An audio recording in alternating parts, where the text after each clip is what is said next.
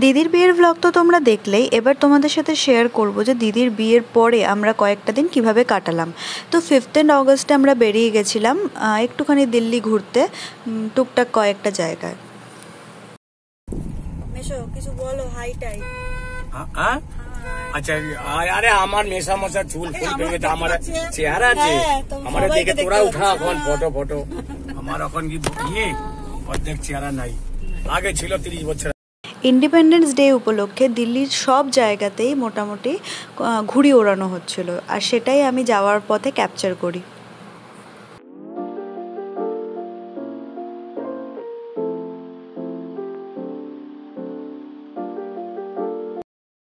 তো আমরা গিয়েছিলাম বিড়লা মন্দির। তার আগে বিড়লা মন্দিরের কাছেই একটা মা তারার মন্দির ছিল, তো সেখানে আমরা প্রথমে দর্শন করে নিই মা তারা ভোলেনাথের, তারপরে আমরা বিড়লা মন্দিরে যাই।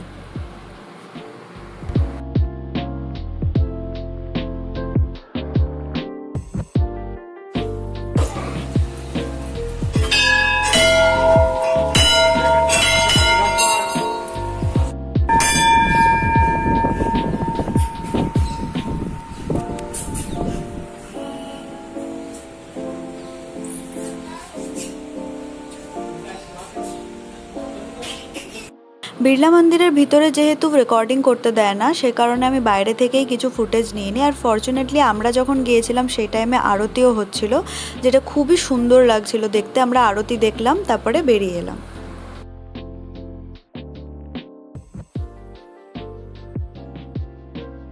এরপরে আমরা গুরুদুয়ারার উদ্দেশ্যে বেরিয়ে যাই, যার ভিতরটা ঠিক দেখতে পাঞ্জাবের স্বর্ণ মন্দিরের মতো।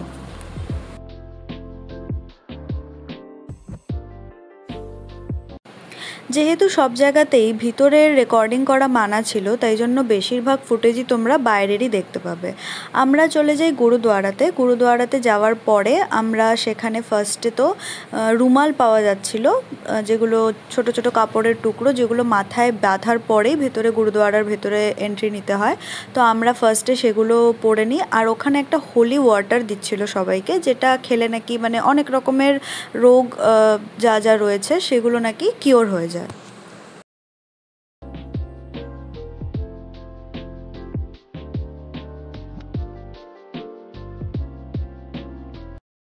এরপরে আমরা চলে যাই ইন্ডিয়া গেটে, যেটার জন্য আমি সবচেয়ে বেশি এক্সাইটেড ছিলাম, কিন্তু আনফর্চুনেটলি সেদিনকে আমরা ইন্ডিয়া গেটটা কাছ থেকে দেখতে পারিনি, কিন্তু দূর থেকে দেখেছি।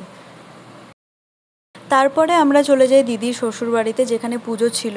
তো আমার ফোনে স্টোরেজ ফুল হয়ে যাওয়ার জন্য আমি ফুটেজ নিতে পারিনি। এখন আমরা রয়েছি আমার দিদির যে মেন বাড়ি সেখানে, এটা হচ্ছে আমাদের ছোট্ট মিশু।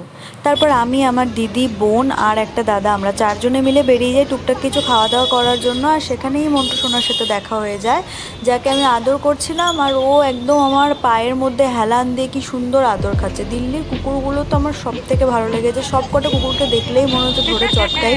বাড়ির কুকুর নাকি রাস্তার কুকুর কেউ বলতেই পারে না। ওরা বুঝতে পারে কাদের কুকুরের ওই ব্যাপারটা বুঝতে পারে। দেখ কেমন করে আবার মাথায় হেলান দিয়ে শুয়ে আছে।